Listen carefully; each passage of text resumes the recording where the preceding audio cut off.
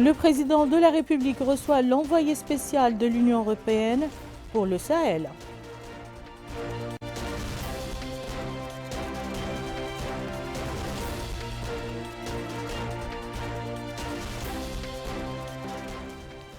La HAPA décerne des prix aux lauréats du concours d'excellence journalistique pour l'année 2023.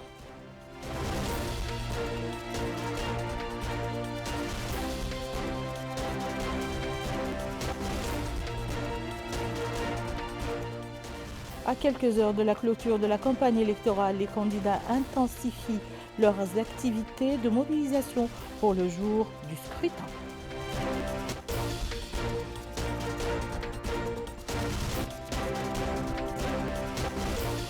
Madame, Mesdemoiselles, Messieurs, bonsoir et bienvenue dans le journal. À la une, le président de la République, M. Mohamed Ould Cheikh El Ghazouani, a reçu en audience ce jeudi au palais présidentiel à Nouakchott la représentante spéciale de l'Union européenne pour la région du Sahel, son Excellence Madame Emanuela Del Rey. Les entretiens de cette audience ont porté sur la coopération entre la Mauritanie et l'Union européenne et les moyens de la renforcer pour servir les intérêts communs, en plus de l'examen des questions liées à la région du Sahel. Et à sa sortie d'audience, l'envoyé spécial de l'Union européenne a fait la déclaration suivante. Écoutons-la. Un honneur, un grand plaisir de rencontrer le président de la Mauritanie, M. Al-Ghazouani, parce que, comme je dis toujours, il est un homme de grand charisme, il a une grande personnalité qui peut vraiment intervenir sur le plan national, bien sûr, mais sur la région, parce que vous savez que la Mauritanie est un pays central dans la région du Sahel. Pour l'Union européenne, la Mauritanie est un partenaire stratégique très important et nous sommes les premiers partenaires du pays parce qu'on a construit une relation vraiment solide sur la base de la volonté de garantir la stabilité et la prospérité. La conversation que j'ai eue aujourd'hui était focalisée surtout sur la question du G5, bien sûr, parce que dans ce moment, la Mauritanie a la présidence du G5. Et ça, c'est une responsabilité très forte parce qu'il y a des problèmes internes au G5. Par exemple, le Mali a décidé de sortir de l'organisation, mais les autres 4 pays sont vraiment liés par la volonté de créer des conditions importantes pour le développement surtout et la sécurité de la région. Le président m'a parlé de la question de la feuille de route du G5, qui dans ce moment pour l'Union européenne est particulièrement important parce que la feuille de route implique des projets de sécurité et de développement qui vont vraiment garantir le développement de la région sur le plan sécuritaire et surtout de la coopération et de la prospérité des populations. Pour l'Union européenne, cette rencontre, encore une fois, avec le président de la Mauritanie, M. Al-Ghazouani, a été une occasion de reconfirmer notre grande amitié, notre coopération étroite, notre partenariat solide et surtout la capacité que nous pouvons mettre en place pour construire un futur en commun qui peut vraiment garantir la prospérité et la stabilité de notre population ensemble. Alors, je suis heureuse comme toujours d'être en Mauritanie, un grand pays, une grande population et je pense qu'avec l'Union européenne, vraiment pour les nouvelles générations, on peut faire beaucoup. On va dans la wilaya de l'Adrar et plus précisément à Tar, où le ministre de l'Élevage, M. Mohamed Ould Abdallah Ould Othman, a signé hier mercredi une convention de partenariat avec le président directeur général de la Fondation américaine pour le développement de l'Afrique, M. Travis Atkins, portant sur le développement de l'élevage dans la wilaya de l'Adrar. Cette convention qui profite aux organisations professionnelles travaillant dans le domaine va d'un montant d'une valeur financière allant de 100 000 $ américains à 250 000 $ à part égale entre le gouvernement italien et la fondation. La convention d'une durée de 3 ans vise à développer l'expertise des organisations actives dans le domaine de l'élevage, à améliorer les revenus de leurs membres et à valoriser leur activité afin de lutter contre la pauvreté dans la wilaya. Le ministre de l'Enseignement supérieur et de la Recherche scientifique, M. Mohamed Lamine Oulaboui Ould Cheikh Al-Hadrami, a supervisé ce matin à Nouakchott l'ouverture du séminaire dédié à la création de la structure scientifique et de recherche que son département compte mettre en place afin de faire progresser le secteur des énergies propres. Au menu de ce séminaire, des présentations sur la stratégie nationale de la recherche scientifique et de l'innovation et le développement des capacités des ingénieurs sur les questions d'énergie propre, ainsi que les enjeux énergétiques en Mauritanie, en plus d'un atelier sur une réflexion sur le développement de l'éducation et de la formation dans le domaine des énergies renouvelables. Le point avec Melika Ntanakli. La volonté des pouvoirs publics à faire progresser le secteur des énergies propres est à l'origine de l'initiative d'ouverture de ce séminaire dédié à la création de la structure scientifique et de recherche. Les participants feront des présentations sur la stratégie nationale de la recherche scientifique et de l'innovation et le développement des capacités des ingénieurs sur les questions d'énergie propre ainsi que les enjeux énergétiques en Mauritanie, en plus d'un atelier sur une réflexion sur le développement de l'éducation et de la formation dans le domaine des énergies renouvelables. À cette occasion, le ministre de l'Enseignement supérieur et de la Recherche scientifique, M. Mohamed Lamine Oulaboui Ould Cheikh Al-Hadrami, a tout d'abord remercié l'Agence nationale de la recherche scientifique et de l'innovation pour l'organisation de ce séminaire et pour son action de promotion de la recherche scientifique, d'accompagnement et d'encadrement des chercheurs mauritaniens. Il a souligné que les énergies renouvelables constituent une option stratégique que la Mauritanie a pleinement adoptée en s'engageant à réduire de 92% les émissions de gaz carbonique dans le pays en guise de contribution à la préservation de l'équilibre environnemental et à la réduction des menaces de pollution dues aux énergies fossiles et autres polluants. Monsieur Cheikh Al-Hadrami a fait remarquer que comme traduction de cet engagement international de notre pays, le président de la République, M. Mohamed Ould Cheikh Al-Ghazouani, a promis dans son programme Ta'ahoudati de porter la part des énergies renouvelables dans la production d'énergie à 60% d'ici 2024. Il a ajouté que pour contribuer à la réalisation de cet objectif ambitieux, le ministère de l'Enseignement supérieur et de la Recherche scientifique s'est efforcé dans le cadre du programme du gouvernement du Premier ministre de développer la recherche scientifique dans le domaine des énergies propres et de l'orienter vers les axes susceptibles d'accroître la production des énergies solaires, éoliennes et d'hydrogène vert. C'est ce qui a poussé l'Agence nationale de la recherche scientifique et de l'innovation à initier la mise en place d'un centre d'excellence pour les énergies propres dans le cadre d'un plan d'action de mise en œuvre de la stratégie nationale de la recherche scientifique et de l'innovation adoptée par le gouvernement en novembre 2022. Ce centre supervisera toutes les recherches liées à son domaine de compétences et œuvrera à la promotion de l'innovation dans les énergies propres en Mauritanie. Je vous invite donc à appuyer le département de l'enseignement supérieur et de la recherche scientifique, représenté par l'ANRSI, dans son ambition de faire du Centre d'excellence pour les énergies propres en construction un outil pionnier et efficace pour promouvoir l'utilisation des énergies propres en Mauritanie et même dans la sous-région. Par visioconférence, le coordonnateur du Comité de la science et de la technologie de l'Organisation de la coopération islamique, M. Mohamed Iqbal Chowdhury du Pakistan, est intervenu pour saluer l'organisation de ce séminaire qu'il a jugé conforme aux objectifs du comité qui met en œuvre de nombreux projets liés au pays de la coopération islamique. Il a souligné son intérêt particulier pour la Mauritanie et son appréciation pour sa volonté de mettre en œuvre des programmes ambitieux dans le domaine des énergies renouvelables. Quant au directeur général de l'Agence nationale de la recherche scientifique et de l'innovation, M. Ahmed El Mounam, il a déclaré que la création de ce pôle s'inscrit dans la mise en œuvre de la stratégie nationale de la recherche scientifique et de l'innovation, soulignant que ce forum vient enrichir la démarche de concertation de l'agence visant à impliquer toutes les parties prenantes dans tous les travaux qui les concernent. C'est pourquoi, a-t-il dit, nous nous réunissons pour dessiner ensemble une carte du futur dans le domaine de l'énergie et définir les contours d'un nouveau lancement national qui investit dans le domaine des énergies propres, auquel chacun participe et dispose de l'opportunité de faire part de ses avis et peser ainsi sur la décision. Il a indiqué attendre avec impatience une discussion et une concertation qui réunissent l'autorité exécutive, la tutelle, les institutions de recherche et les acteurs majeurs dans le domaine de l'énergie pour répondre aux besoins du pays à travers la mise en place d'une institution nationale qui parraine la transition énergétique et suit les évolutions du domaine pour la recherche, le développement et la formation continue. Les participants au séminaire suivront des présentations à même de mieux les outiller pour une réflexion prospective dans le domaine des énergies propres et de l'orienter vers les axes susceptibles d'accroître la production des énergies solaires, éoliennes et d'hydrogène vert qui ne font pas défaut à la Mauritanie, loin s'en faut.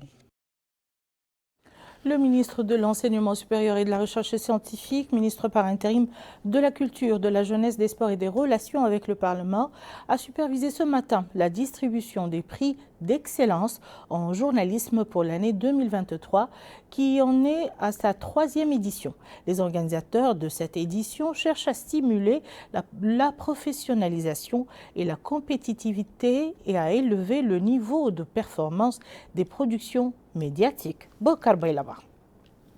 Les productions des lauréats portées sur n'importe quel sujet, mais de préférence sur le rayonnement culturel de la Mauritanie.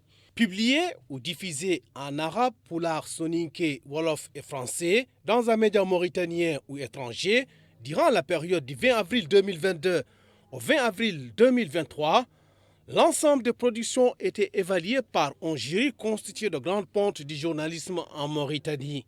L'objectif est d'aider la presse à jouer son rôle comme l'un des leviers les plus importants de l'action démocratique nationale et stimuler la compétitivité dans le domaine.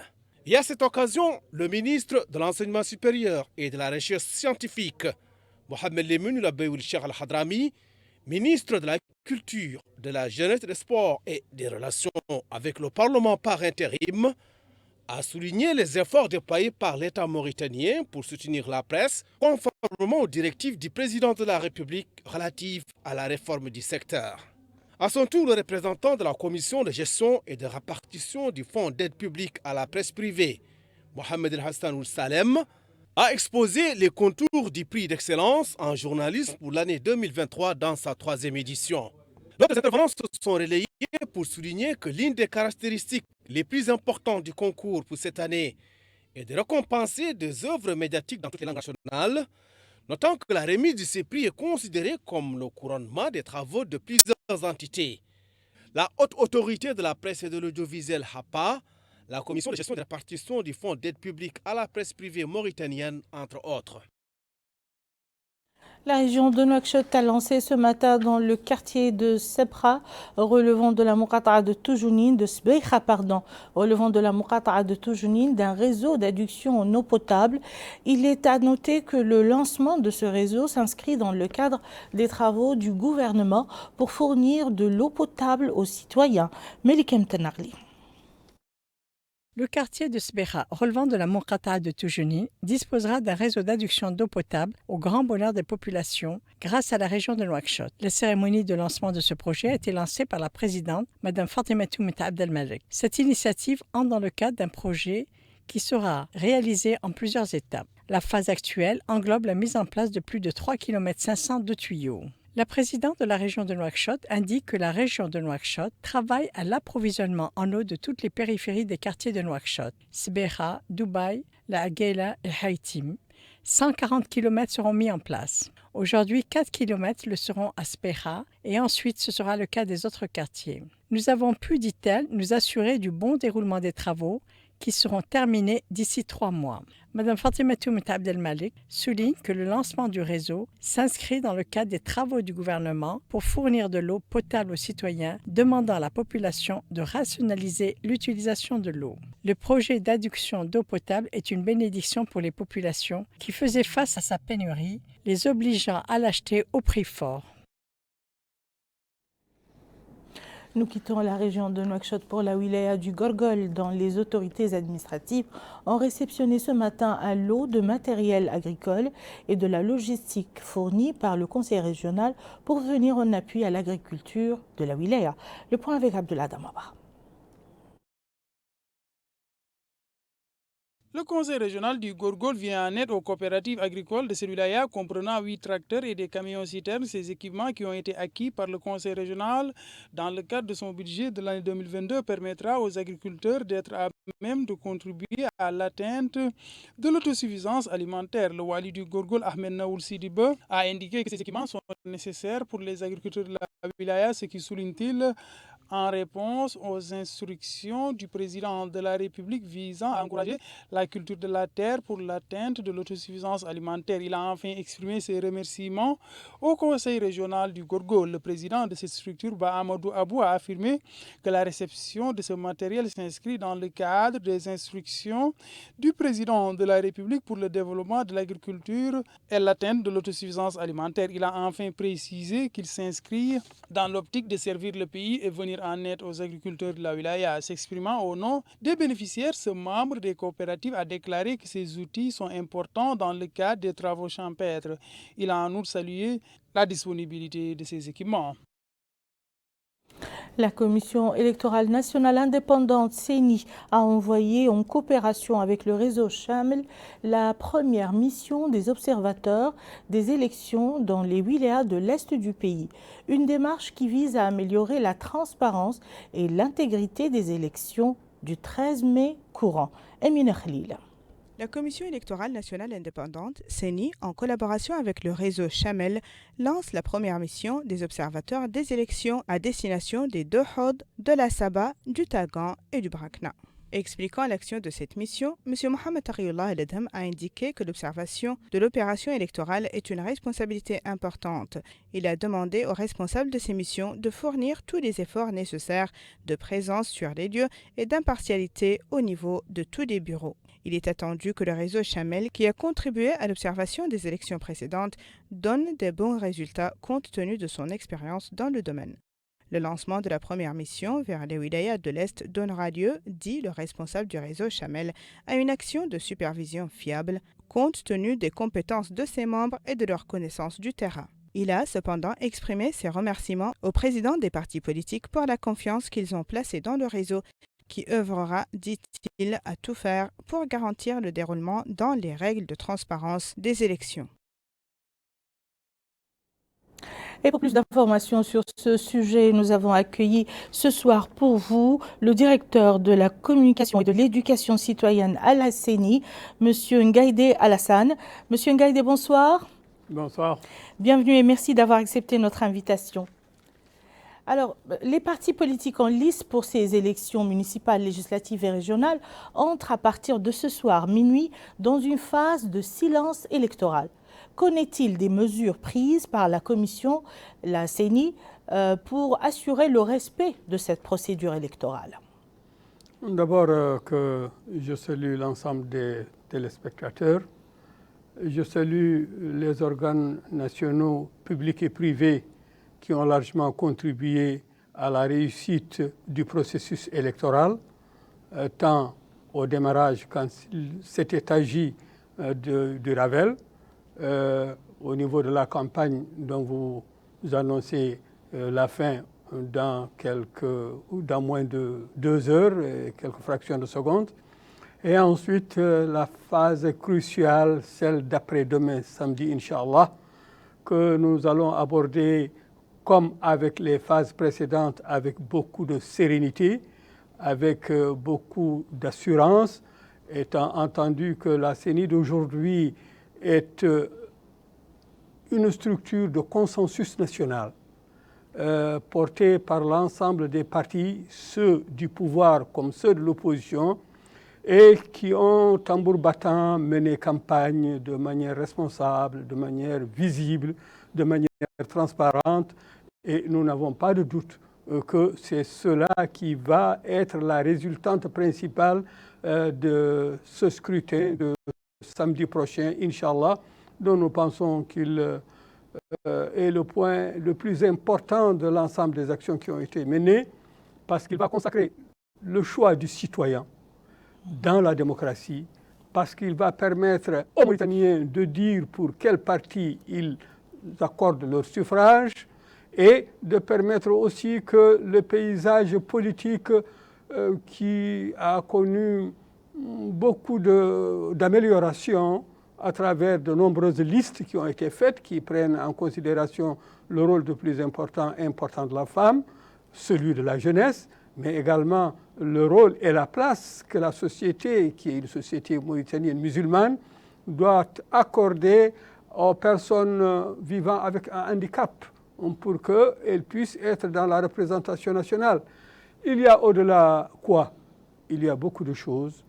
Il y a d'abord la capacité du peuple mauritanien à s'assumer et à gérer convenablement les règles démocratiques.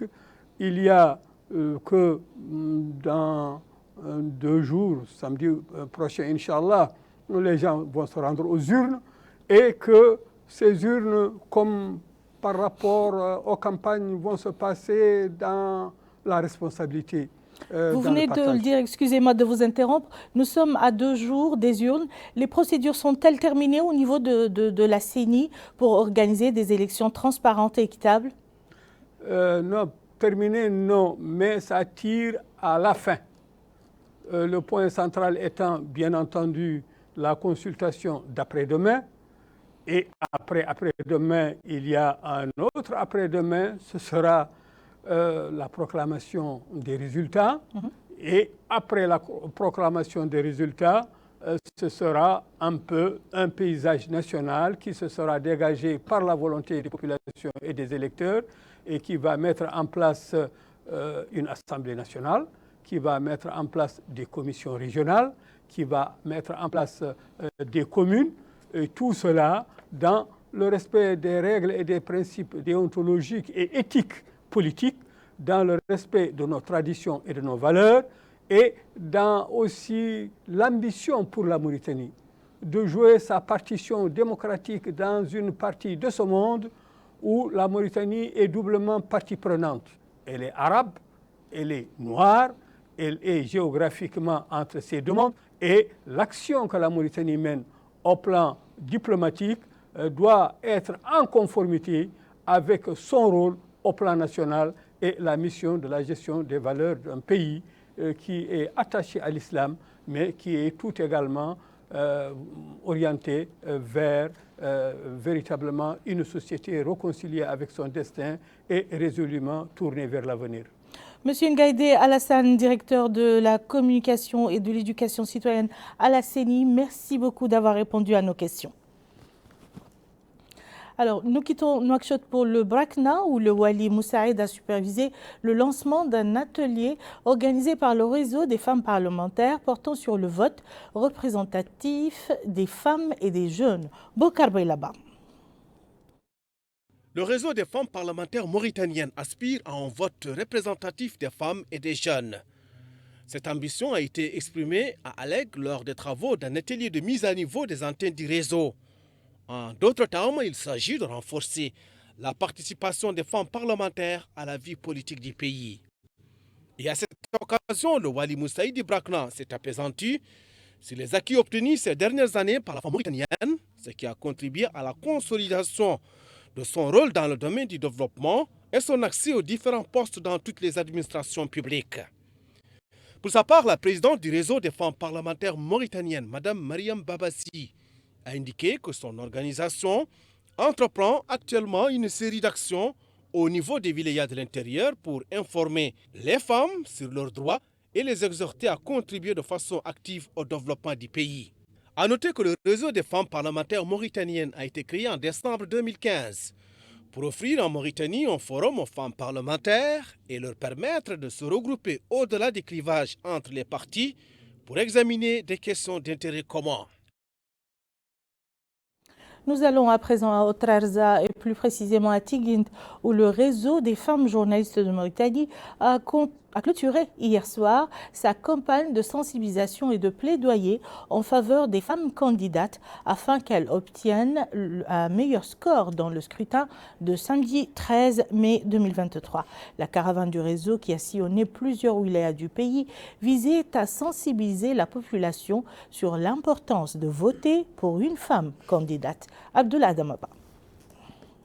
C'est à Tigint au Trarza que le réseau des femmes journalistes de Mauritanie a clôturé cette campagne de sensibilisation en faveur des candidatures féminines afin qu'elles puissent obtenir d'excellents résultats à l'issue du scrutin du 13 mai courant.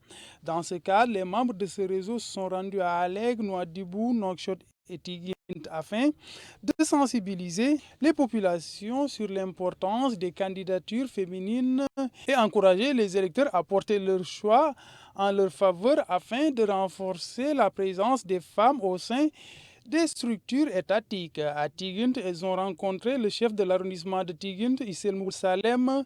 Ce dernier a mis en avant l'importance de renforcer la participation des femmes dans divers domaines du développement économique et politique. Cette campagne à Tigint a pris fin avec cette soirée de maître. Madame Khadija Mintou Moustaba, présidente du réseau des femmes journalistes de Mauritanie, a indiqué que la caravane a eu à l'aide de slogans à exhorter à voter pour les femmes candidates. Elle a souligné qu'au vu du taux important de femmes qui se sont inscrites au cours du dernier Ravel, il est important de sensibiliser sur l'importance du vote en faveur des femmes et leur donner la possibilité de siéger au Parlement, aux conseils municipaux et régionaux. La première dame, Dr Mariam Mohamed Fadel Dah, a participé ce soir dans la Muqata'a de Toujounine à la cérémonie de clôture de la campagne du parti El Insaf au niveau de la wilaya de Nouakchott Nord, et cela en présence du président du parti, M. Mohamed Melaini Nouleyi, de membres du directoire central, de cadres et adhérents de cette formation politique. Au cours de meetings qui a drainé d'innombrables foules, les intervenants ont renouvelé l'attachement des adhérents du parti à ses choix, appelant les électeurs à voter massivement pour ces candidats pour parachever les grandes réalisations accomplies dans le pays au cours des 3 dernières années. Et nous restons sur ce sujet des activités de la première dame, Dr Mariam Mohamed Fadel Dah, qui a effectué hier soir des visites à certains des sièges de campagne du parti Al Insaf à Nouakchott afin de plaider en faveur de la participation politique des femmes et des jeunes et a apporté son soutien aux efforts du parti dans la campagne pour les élections législatives, régionales et municipales de 2023. Le point avec Emine Khalil. La première dame de Mauritanie, Dr Mariam Fadel Dah, a visité un certain nombre des sièges du parti Insaf de Nouakchott. L'objectif de ces visites étant d'appuyer des efforts fournis par les membres des bureaux et coordination de la campagne électorale législative, municipale et régionale.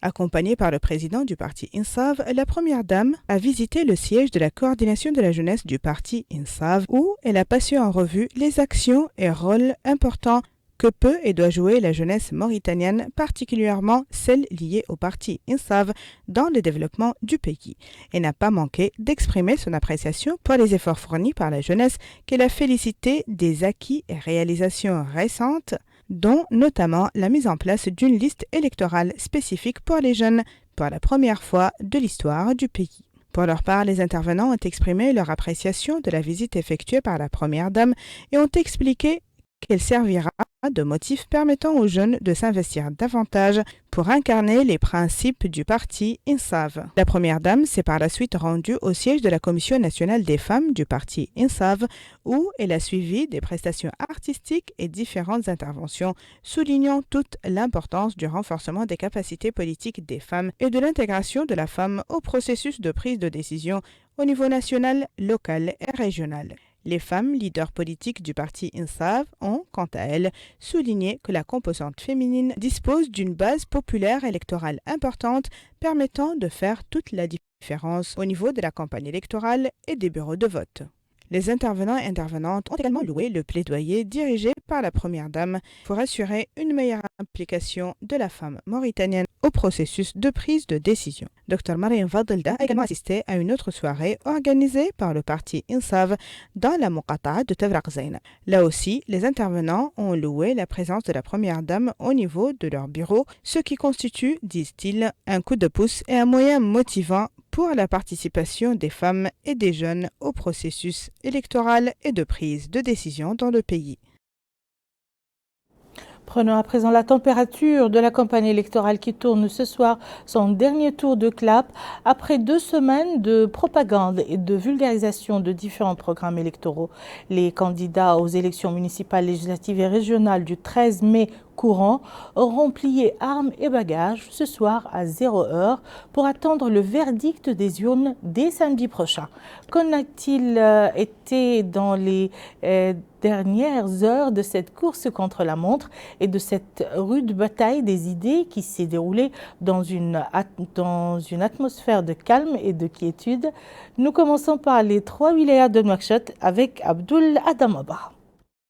La Moukata du Ksar a abrité ce meeting du parti Harak sur de la jeunesse pour la nation. Il s'agit d'une opportunité pour les candidats et responsables d'appeler les habitants à voter pour leur liste au sein de cette Moukata et dans les différentes circonscriptions électorales.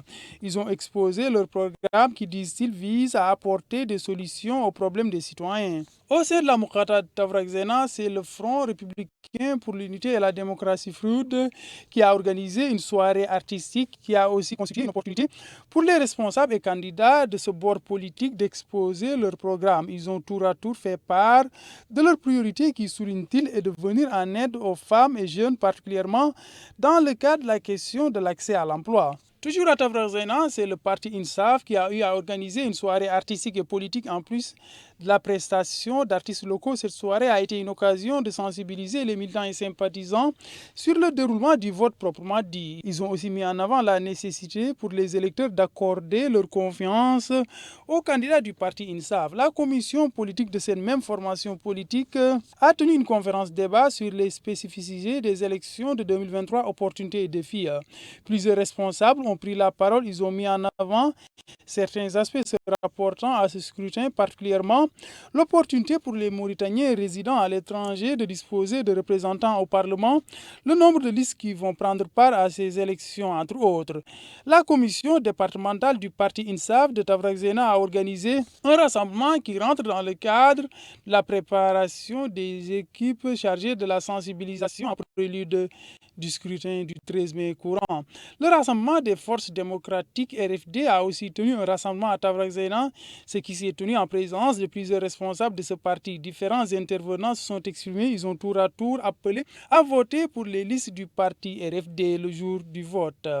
À Nouakchott Nord, le parti INSAF s'est réuni avec ses militants et sympathisants à Darnaïm. Cette rencontre qui s'est tenue en présence de responsables de la campagne de cette formation et des candidats. Les intervenants ont fait part de l'importance du scrutin. Ils ont appelé à sensibiliser les électeurs à voter pour toutes les listes du parti INSAF à Toujinine aussi.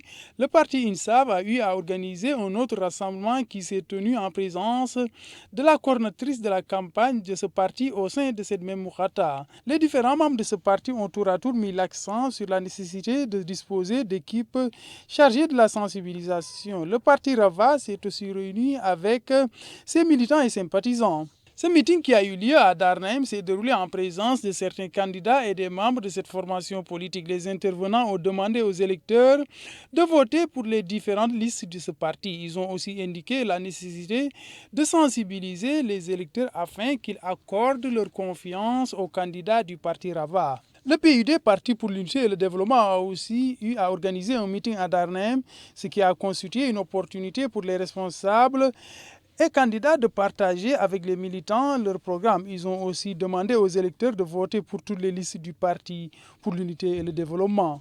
Ils n'ont pas manqué de sensibiliser les électeurs sur l'opération du vote. Le parti INSAF a tenu un rassemblement à Elmina relevant de la wilaya Nouakchott Sud, en présence des membres de ce parti et des candidats. Ils ont tour à tour appelé à sensibiliser les électeurs sur le déroulement du scrutin. Ils ont aussi mis en avant les objectifs du programme du président de la République qui, souligne-t-il, est de répondre aux attentes des citoyens. L'APP, Alliance populaire progressiste, a aussi organisé une soirée culturelle, ce qui a été ponctué par des interventions des responsables de ce parti et candidats au niveau de la wilaya Nouakchott Sud. Les intervenants ont partagé l'ambition de ce parti avec les populations. Ils ont aussi mis en avant l'objectif de leur programme qui, souligne-t-il, vise un mieux-être des habitants. L'Alliance nationale démocratique AND a aussi tenu une soirée artistique à Nouakchott Sud, en présence des membres de l'AND. Cette soirée politique a aussi été une opportunité pour les candidats et responsables d'appeler les électeurs à voter pour toutes les listes de l'AND le jour J. Et nous poursuivons cette prise de température de la campagne électorale au niveau des villes de l'intérieur du pays, en commençant par les régions de Nema, Ayoun et Kifa, avec Bokar Belaba. Dans moins de 2 heures, tout sera fini. Les quartiers généraux des partis politiques en lice pour les élections municipales, régionales et législatives plieront les tentes et autres installations. En Nema, 2 partis politiques jettent leur dernière force dans la campagne avant minuit heure tapante. Il s'agit du parti Tawassoul et le parti INSAF. Les candidats des 2 formations politiques ont exposé en détail leurs programmes électoraux. Le parti Tawassoul a organisé un point de presse pour évaluer sa campagne menée dans la wilaya de Houta Sharqi. Les intervenants espèrent que l'ensemble des actions engagées durant cette campagne se traduiront par un vote massif. Les candidats du parti d'Islah et ceux d'INSAF ont opté pour la méthode classique. Il s'agit des meetings. Et durant leurs interventions, les candidats ont décliné leurs programmes électoraux, autrement dit des actions qu'ils comptent exécuter une fois élus le 13 mai. Ils se sont tous apaisantis sur la nécessité de mettre le citoyen au centre de toutes les préoccupations. Et ils ont par ailleurs exhorté les électeurs à voter pour leur parti. La ville d'Ayoun s'apprête elle aussi à vivre les dernières heures de la campagne électorale.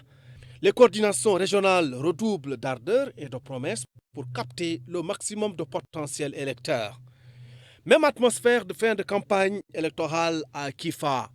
2 formations politiques ont tenu des meetings pour convaincre les électeurs à voter pour leur candidat. Il s'agit du parti Islah et le parti INSAF. Partout, l'objectif est le même.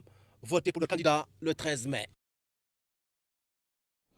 Nous clôturons ce journal par un détour à Amel et Chegar, où la campagne électorale amorce son dernier virage à vive allure, les candidats mettant les bouchées doubles pour sensibiliser les électeurs sur leur programme et les inciter à voter pour eux le jour du scrutin. Emine Khlil. Dans la Muqata'a de Mel, la campagne électorale se poursuit, mais la faible affluence des citoyens au bureau et au siège des campagnes électorales annonce d'ores et déjà la clôture de la campagne électorale.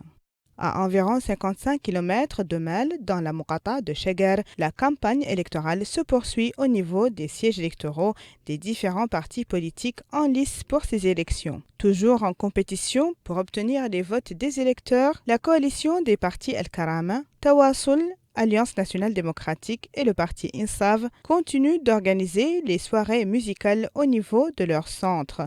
Les intervenants lors de ces soirées continuent de passer en revue les différents programmes des candidats. Ils ont exhorté tous les électeurs à voter correctement pour que leur voix soit comptée et massivement pour se faire représenter au centre de prise de décision.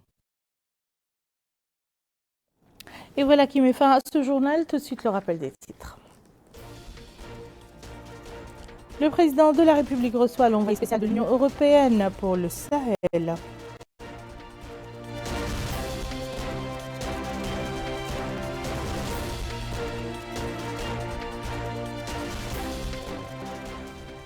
La HAPA décerne des prix aux lauréats du concours d'excellence journalistique pour l'année 2023.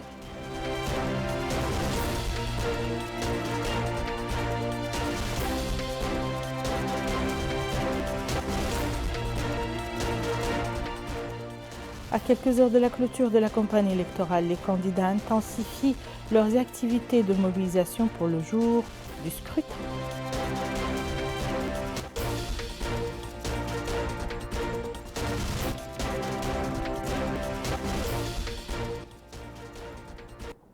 Merci Madame, Monsieur de nous avoir suivis. À très bientôt, Inch'Allah.